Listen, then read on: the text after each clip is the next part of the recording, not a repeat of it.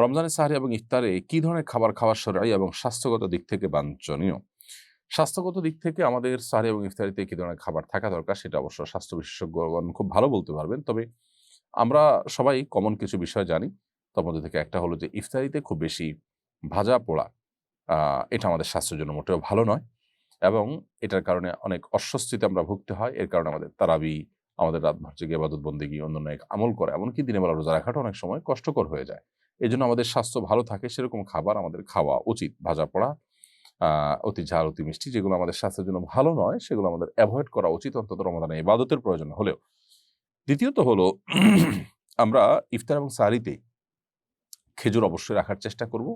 এটাতে প্রচুর পরিমাণ খাদ্যশক্তি, এনার্জি যেমন রয়েছে, এমনিভাবে এমন সব খাবার আ রাখবো দেশীয় ফল এবং অন্যান্য খাবার যেগুলো সুফল আমাদের শরীরে নানাভাবে ইনশাআল্লাহ আসবে। বিধায় আমরা সেদিকটাকে বিশেষভাবে আ খেয়াল রাখবো, মনোযোগ দিব ইনশাআল্লাহ। এবং খুব বেশি আপনার উদরপূর্ণ করে খেলে ইবাদতবন্দি করতে অসুবিধা হয়। সেটা অস্বস্তির কারণ হয়। সেটা আমাদের স্বাস্থ্যের জন্য খারাপ হয় এবং শরীয়ত ও সেটার জন্য আমাদেরকে নিরুৎসাহিত করেছে। সেজন্য আমরা চেষ্টা করব যে সাহরি ইফতারিতে খুব বেশি উদরপূর্ণ করে না খেতে। এই চেষ্টাটা আমাদের মধ্যে থাকতে হবে।